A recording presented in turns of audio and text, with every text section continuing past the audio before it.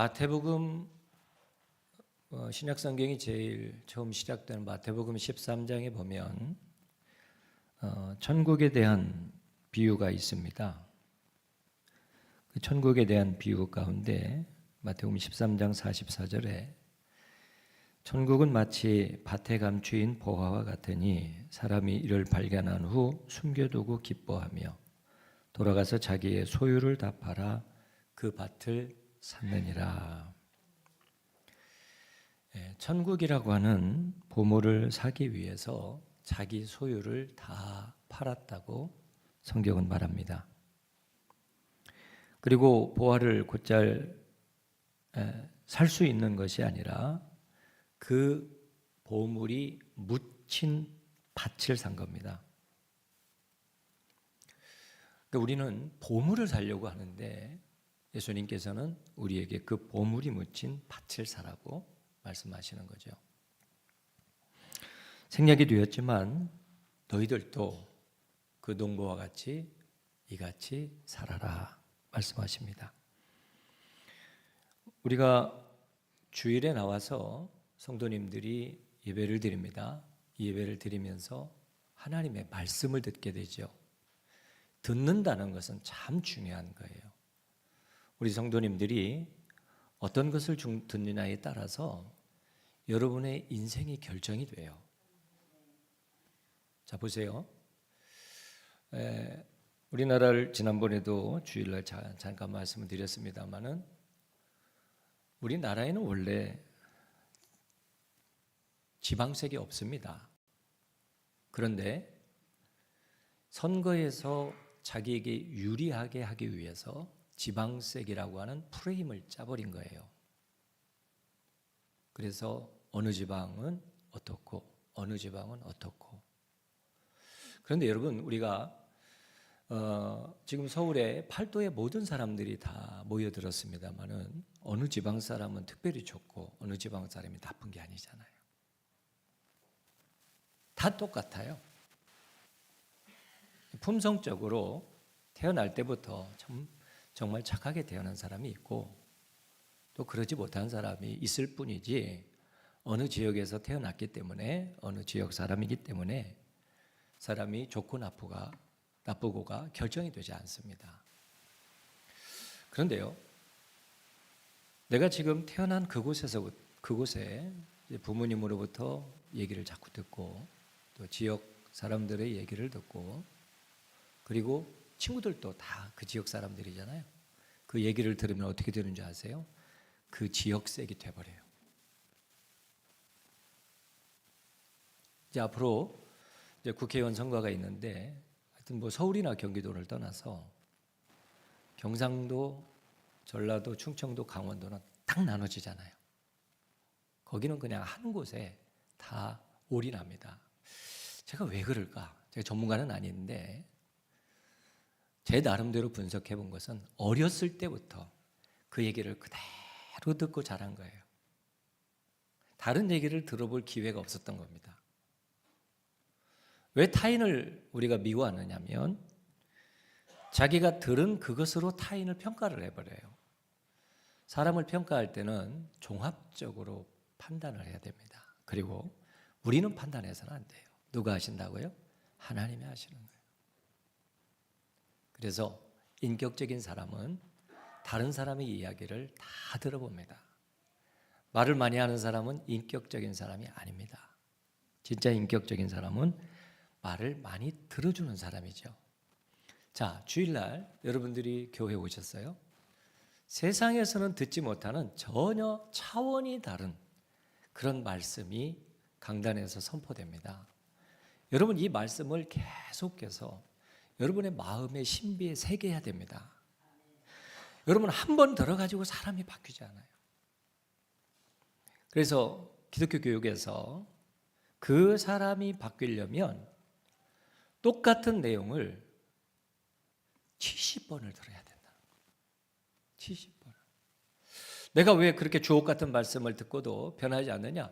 원래 우리가 변하기 어려운 존재로 태어났어요. 그러니까 우리는 계속해서 하나님의 말씀을 반복적으로 들어야 여러분들이 하나님의 사람으로 변화가 되는 겁니다. 그래서 예배를 소중하게 여겨야 되는 거예요. 여러분, 일주일에 거의 대부분의 성도님들이 한 번 주일에 나와서 예배드립니다. 그런데 주일도 들락달락합니다. 그러면 신앙이 어떻게 자라요? 일주일 동안 새벽에 나와서 하나님의 말씀을 듣고 수요일에 나오고 금요 기도에 나와서 기도하고 주일날 예배드려도 사람이 안 바뀌는데, 일주일에 딱 한 번 나오는데 주일날도 나왔다 들어갔다 자기 마음대로 빠졌다 예배드렸다, 그러니 어떻게 바뀝니까? 바뀌지 않죠. 계속해서 우리 성도님들이 좋은 말을 여러분들의 귀에 담으시기를 축복합니다. 세상에서도 그래요. 여러분, 다른 사람을 비판하고 다른 사람을 손가락질하고 부정적인 사람은 만나면 안 돼요. 왜? 여러분 자신이 죽어요. 내가 듣는 대로 내 인격이 만들어진다니까요. 내 생각이 고착이 돼버려요. 그런데 교회 오면 세상에서 듣지 못하는 엄청난 얘기들을 하는 거예요. 세상에서는 그냥 우리 아이들, 우리 가정, 내가 하는 사업 잘 되면 그것으로 끝이에요. 더 바랄 게 뭐 있습니까? 그런데 교회 오니까 세계에 대한 비전을 가져라는 거예요. 땅 끝까지 이르러 내 증인이 되라, 이런 말씀을 들으니까 전혀 색다른 말씀이 들려지는 것이죠. 그때부터 우리들의 마음속에 세계는 어딘가, 그리고 세계의 모든 민족에게 복음을 전하기 위해서는 내가 뭘 해야 될까 하는 것들을 묵상하게 되는 것이죠. 그래서 하나님의 사람으로 변모가 되는 겁니다. 여러분, 세상은 보화를 살려고 그래요. 금괴를 살려고 그래요. 다이아몬드를 살려고 그래요. 왜? 보화니까. 그런데 예수님은 보화를 사지 말고 보화가 숨겨져 있는 밭을 사라는 거예요. 그게 어디입니까? 예수님께서 피로 값주시고 사신 교회입니다. 마태복음에 나왔던 한 소장농은 밭에서 일하다가 보물 항아리를 발견한 겁니다. 지금은 은행이나 이런 재물을 모아서 보관해 주는 체계가 잘 돼 있기 때문에 우리가 벌은 소득들을 은행에다 갖다 예치를 해놓죠. 그러면 일정 부분 이자도 생기기도 하고 또 투자를 해서 또 배율을 주기도 하고, 그래서 믿고 맡기는 게 은행입니다. 그런데 그 당시에는 은행이 없잖아요. 그러니까 자기가 가지고 있는 것을 땅속에다가 묻어놔요. 여러분, 요즘에도 그런 사람들을 보잖아요. 다른 사람에게 눈물을 흘려가지고 돈을 버는 사람들이 있어요. 다른 사람을 중독을 시켜서 돈을 벌어요. 사람을 중독에 빠지게 하면 그 사람은 거기에서 헤어나지 못하기 때문에 그 일을 위해서 자기의 모든 것을 다 투자합니다. 투자가 아니죠. 갖다 쏟아붓는 거죠. 부모님의 재산도 몰래 빼다가 갖다 붓고, 뭐 때문에? 중독에 걸려서. 그래서 이제 그런 것 중에 게임 중독이라는 게 있잖아요. 여러분, 도박 중독도 있습니다. 혹시 여러분 주변에는 중학교, 고등학교 친구인데 아니면 대학교 친구인데 돈을 빌려달라고 한 그런 친구들이 있습니까? 저도 있었습니다. 신학대학을 졸업했는데 다 목사님이잖아요. 그 사람도 목사예요. 그런데 제가 개척할 때부터 1998년이죠. 그때부터 한 5년 전까지 계속해서 돈을 빌려달라는 거예요. 왜 빌려달라고 그러냐? 처음에는 애가 학교를 가야 되는데 학비가 없다는 거예요. 그 다음에는 또 논리를 또 개발합니다. 교회를 개척했는데 리모델링비가 없다는 거예요. 그러니까 그래도 우리 교회는 밥이라도 먹고 하니까 또 비용을 보내주죠. 또 나중에는 어머니가 교통사고를 당했는데 급히 수술비가 필요하다는 거예요. 이것을 계속해서 10여 년 이상을 하더라고요. 나중에 보니까 태백에 가가지고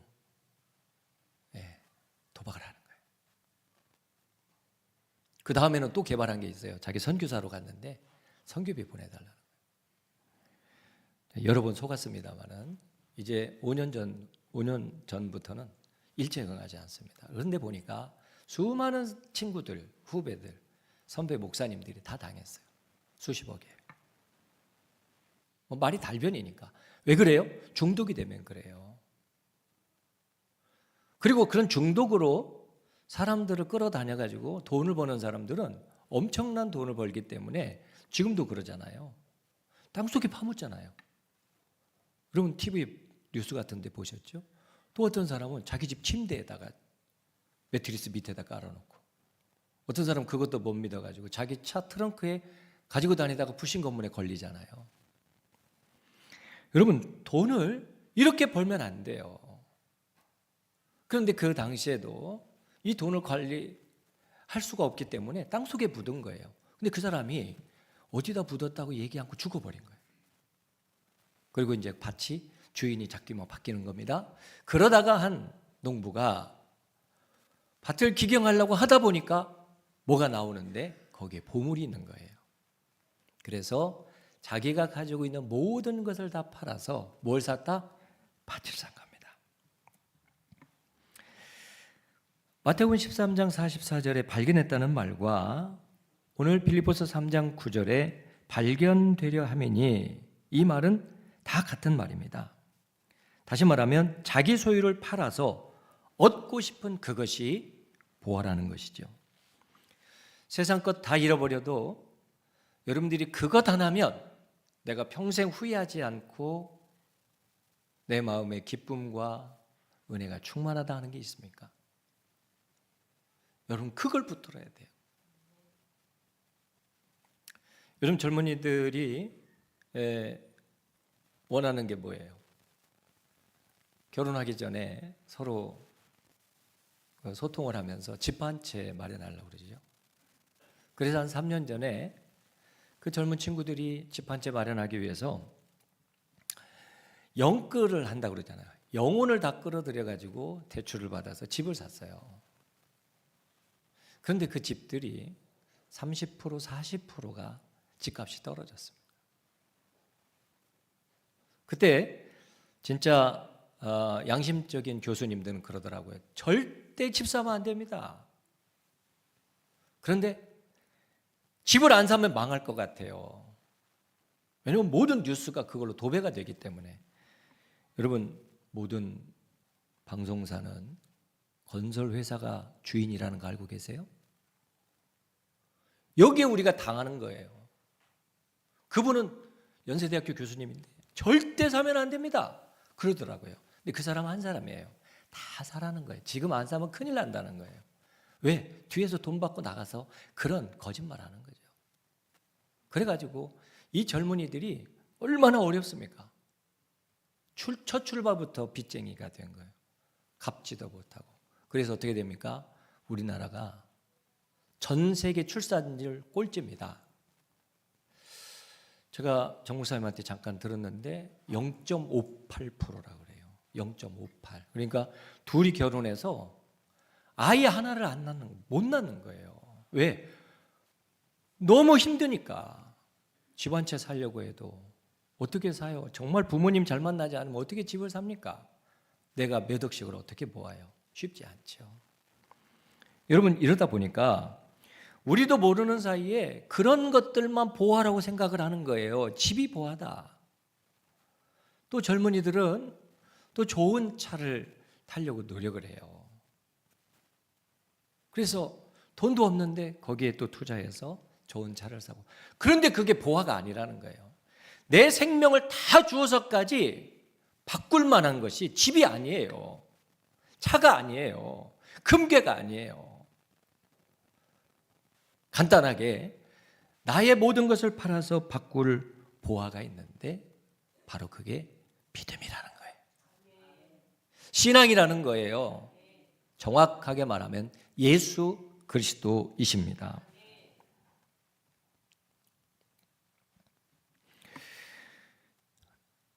여러분 우리가 교회를 섬기고 있는데 부모님들이 자녀들에게 어떻게 신앙교육을 하고 있는지를 잘 한번 살펴보세요. 사실 서울에 있는 부모님들이 결혼해서 아이들을 서울권 주변에 집을 마련해 주기가 쉽지 않죠. 그러다 보니까 아이들이 서울권에서 생활했고 학교를 다녔음에도 불구하고 이제 서울에서 먼 곳으로, 거기가 집이 저렴하기 때문에 가서 정착을 합니다. 그러면 어떤 현상이 일어나느냐? 교회하고 멀어져 버려요. 부모님이 그 교회를 출석하시고 자기가 유치부부터 주일학교, 중고등부를 다녔음에도 불구하고 교회가 멀어져요. 왜?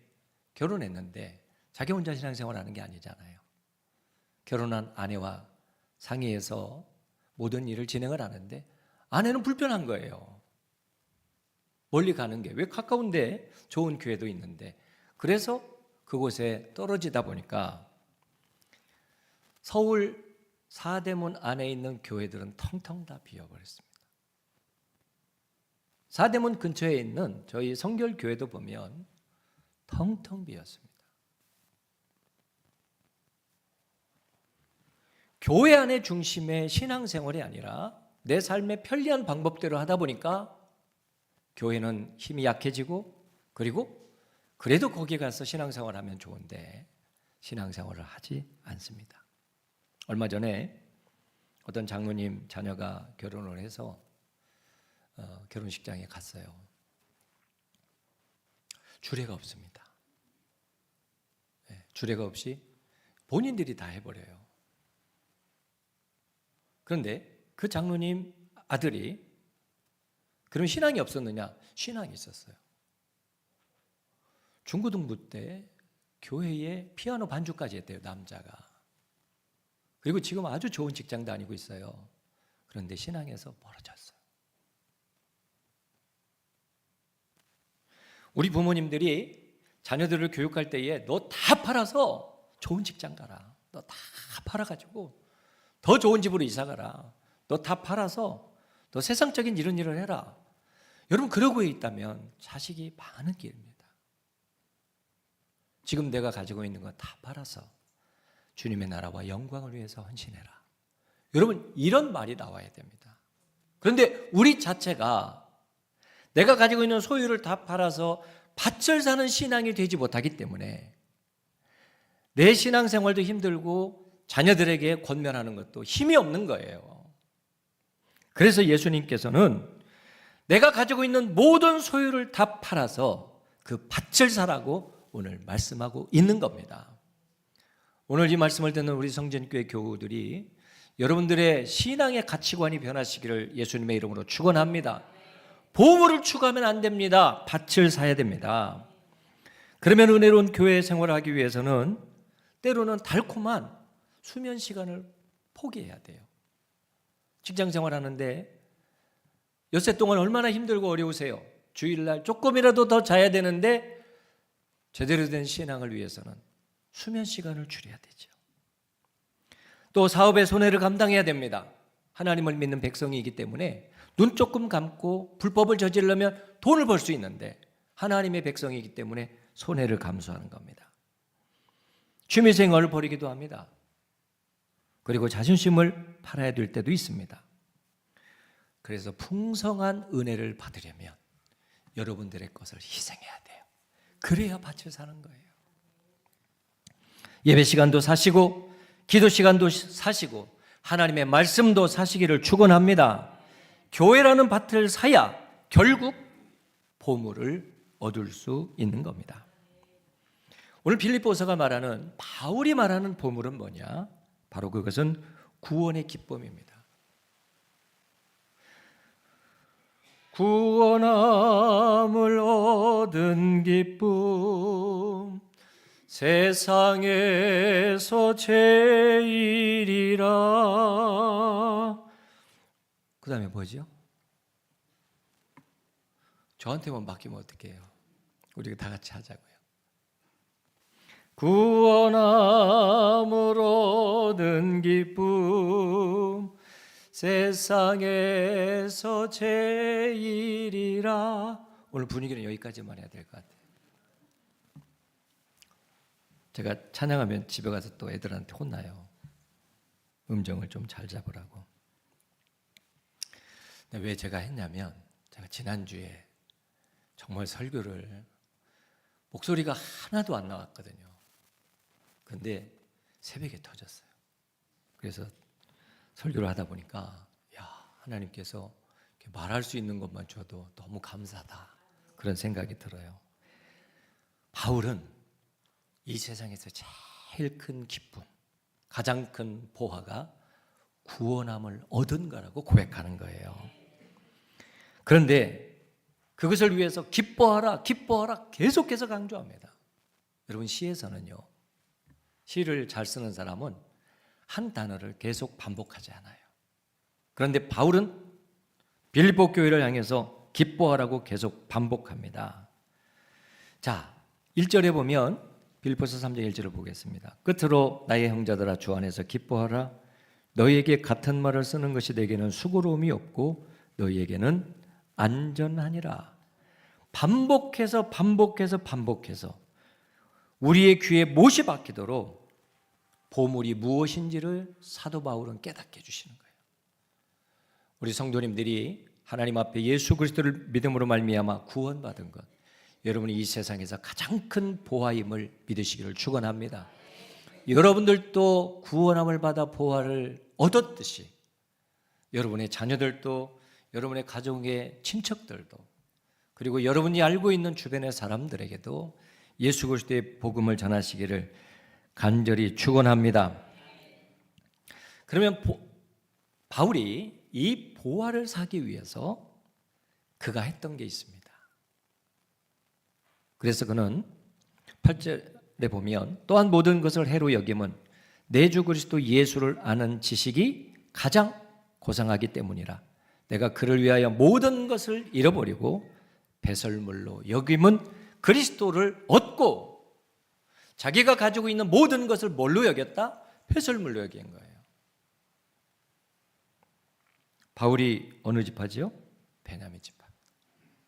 사울 왕이 어떤 지파지요? 그냥 베냐민만 하면 다 됩니다. 이 베냐민 지파는 남쪽에 있는 이스라엘 남쪽에서 예루살렘 성전을 관할했던 지파가 베냐민 지파예요. 이 베냐민 지파는 이스라엘을 떠나본 적이 없어요. 그래서 베냐민 지파에서 사울 왕이 나오게 되었고, 이 베냐민 지파는 모든 지파 가운데 자기가 최고라고 생각을 했던 거예요. 또 유대인은 어떤 생각을 가지고 있어요? 우리는 선택된 사람이다, 그런 마음들을 가지고 있잖아요. 자, 빌립보서 3장 2절을 보면 개들을 삼가고 행악하는 자들을 삼가고, 우리 성경에는 이렇게 되어 있는데 이 전 개역 한글판에 보면은 손할례당을 삼가라 그랬어요. 손할례당이라는 말은 손은 베어낸다는 뜻이에요. 그래서 베어냄으로 할례를 받은 유대인들을 삼가라고 말하는 거예요. 왜? 그들은 자기의 의를 통해서 구원받는다고 착각하고 있기 때문에. 베냐민 족속들도 나는 다른 11개 지파와 다른 민족이야, 다른 지파야, 우리는 성전을 보호했고 우리는 한 번도 이스라엘을 떠난 적이 없어, 그러면서 스스로 자기 의를 세웠던 겁니다. 그런데 그들을 향해서 개들을 삼가라는 거예요. 여러분, 우리가 신앙생활을 하면서 우리도 모르는 사이에 내가 이 교회를 위해서 뭘 했다, 이런 말을 할 때가 많이 있어요. 충분히 그렇게 고백할 수 있죠. 그분들의 헌신과 수고를 통해서 하나님의 교회가 세워진 것은 맞습니다. 그런데 그것을 끝까지 우리가 붙들고 나가면 예수님은 뭐라고 그래요? 개들이라고 그래요. 개들이라고 할 때는 존경심이 안 들어가잖아요. 예수를 믿는 우리들 가운데서 여러분 자신의 의를 드러내면 안 돼요. 우리는 조건이 있어서 구원받은 사람이 아닙니다. 죽을 수밖에 없는 죄인입니다. 죄인이 어떤 죄인을 지적합니까? 죄인이 어떤 죄인을 향해서 비난합니까? 우리 다 죄인인데 예수님이 아니면 이 자리에 나올 사람이 누가 있어요? 저를 비롯해서 아무도 없죠. 예수님께서 십자가에 달려 죽으심으로 조건 없이 여러분들의 죄를 다 덮어주셨습니다. 그게 죄사함의 은혜예요. 그런데 교회 와가지고 내가 잘났다, 내가 조금 먼저다, 내가 신앙생활 오래 했다, 그걸 뭘 자랑해요. 바울은 그래서 그렇게 자랑할 만한 요소를 뭘로 여겨라? 배설물로 여기라는 거예요. 여러분, 목사라는 직분 때문에 지옥 갈 사람 많습니다. 장로라는 직분 때문에 지옥 갈 사람 많습니다. 권사라는 직분 때문에 지옥 갈 사람 많습니다. 하나님의 교회에서 왜 우리에게 의를 드러내요? 우리는 주님의 십자가를 지고 나를 죽이는 거예요. 내가 드러나면 안 돼요.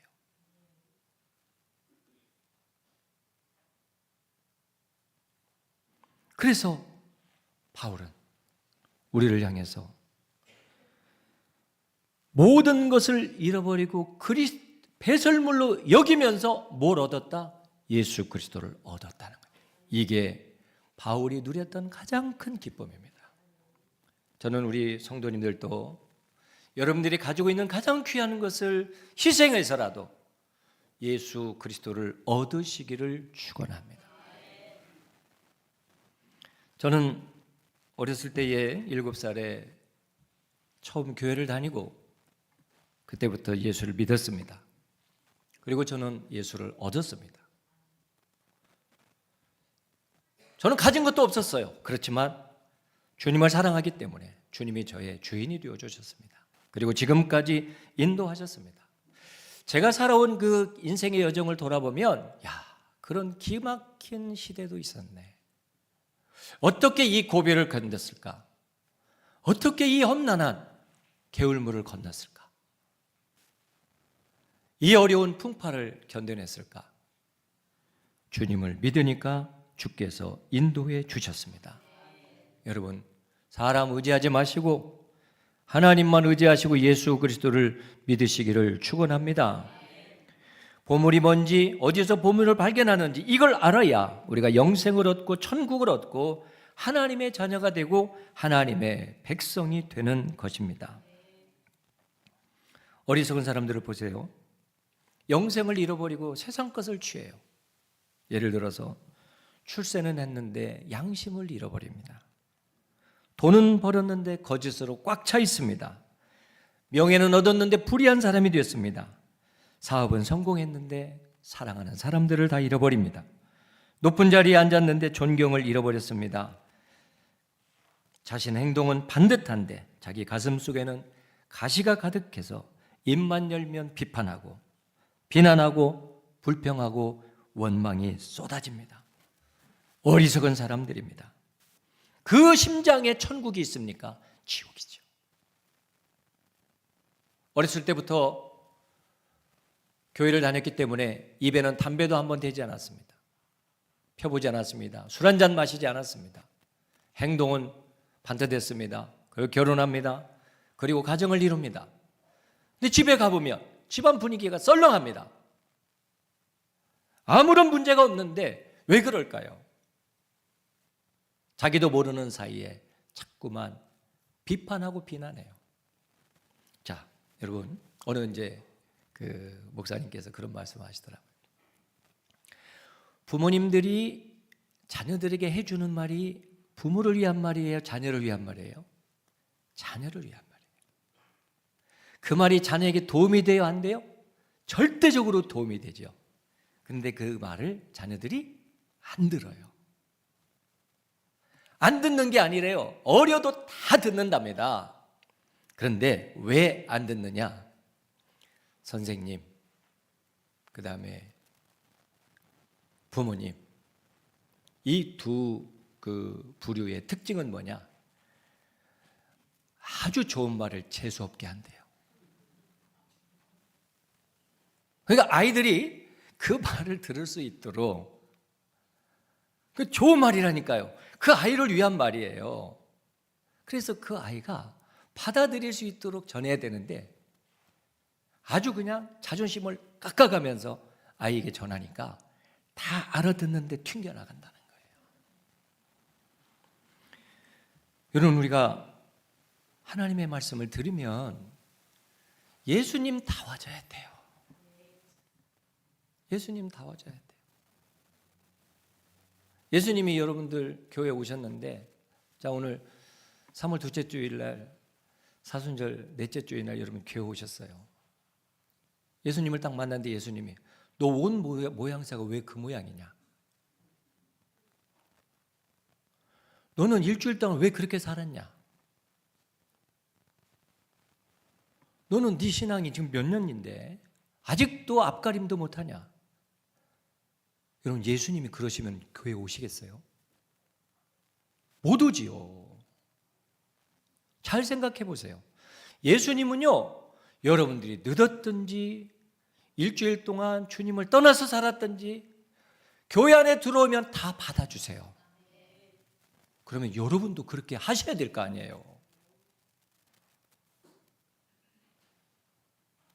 이런 것이 여러분의 삶의 언어의 체질화가 되어야 여러분 가정이 천국이 되는 거예요. 왜 장로님, 권사님들 수십 년 동안 신앙생활한 자녀들이 예수를 안 믿냔 말이에요. 교회에서는 천사인데 집에 오시면 악마가 되는 거예요. 교회 오면 그 마음속에 천국이 있는 것 같은데 집에만 오면 그 마음과 말에서 지옥의 말이 나오는 거예요. 그러니 아이들이 신앙 안으로 못 들어오는 것이죠. 여러분, 우리는 주 안에서 우리 자신을 돌아보면서 주님께서 우리를 사랑하시는 그 사랑으로 여러분 부부를 대하시고 자녀를 대하시고 또한 성도님들을 대하시기를 간절히 축원합니다. 이사야는 고백합니다. 사람의 의는 환자의 고름을 둘러싼 주머니와 같다는 거예요. 천조각과 같다는 거예요. 우리가 내세울수록 냄새나는 것밖에 없어요. 더러운 것밖에 없어요. 그래서 사도 바울은 이렇게 고백해요. 젊은 시절에는 고린도전서 15장 9절에 나는 사도 중에 가장 작은 자라. 나는 하나님의 교회를 박해하였으므로 사도라 칭함 받기를 감당하지 못할 자니라. 자, 청년이 된 다음에는 이렇게 고백합니다. 에베소서 3장 8절. 나는 성도 중에 지극히 작은 자보다 더 작은 자니라. 신앙이 성숙할수록 더 자기 자신이 작아져요. 말년에는 뭐라고 그래요? 디모데전서 1장 15절. 나는 죄인 중에 괴수다. 여러분들은 지금 신앙의 초년병이세요? 중간 단계세요? 아니면 신앙의 성숙 단계십니까? 사도 바울은 자기는 죄인 중에 괴소로 가는 겁니다. 그래서 우리 하나님의 백성들이 하나님 앞에서 천국의 보화를 샀으면 3절에 하나님의 성령으로 봉사하며, 다시 말하면 하나님의 성령으로 예배하라는 겁니다. 여러분, 어떤 일이 있어도 예배를 타협하지 마시기를 축원합니다. 입만 열면 예수 외에 자랑할 것이 없다는 것을 고백하시기를 축원합니다. 예수님만 자랑하는 겁니다. 주 안에서 기뻐하는 겁니다. 성령으로 예배하는 겁니다. 그게 우리가 가져야 될 신앙의 본분이에요. 오늘 이 예배를 끝나고 우리 성도님들이 서로 교제할 때도 여러분의 입술을 통해서 예수님만 자랑하시기를 축복합니다. 그 예수님을 사셔야 돼요. 그 예수님을 사시면 예수님께서 여러분의 일생을 책임져 주시고 인도해 주세요. 기적의 주인공이 될 수 있습니다. 여러분, 이번 미스터 트롯의 대상 탄 사람이 누구예요? 미스터 트롯 시즌 3회 정서주예요. 나이가 몇 살이에요? 16살에. 상금이 얼마예요? 3억이에요. 여러분, 지금 성공하는 나이가 엄청나게 빨라지고 있습니다. 아시겠죠? 우리 성도님들의 자녀들을 위해서, 제가 세계 모든 민족의 뛰어난 자녀들을 위해서 기도하자고 그러잖아요. 16살짜리가 1등 한다니까요. 대상을 타요. 그러면 우리 성도님들의 자녀들은 16살 넘으니까 조금 그렇게는 하지만 그래도 기도하세요. 그 다음에 투자할 때는 어디예요? 여러분의 손주들. 그 손주들이 세계 모든 민족 위에 뛰어난 아이가 될 수 있도록, 우리 대한민국을 먹여 살릴 수 있는 아이가 될 수 있도록 기도하시기를 축원합니다. 어떤 사람이 그게 가능합니까? 모든 것을 다 팔아 주님을 사는 사람이에요.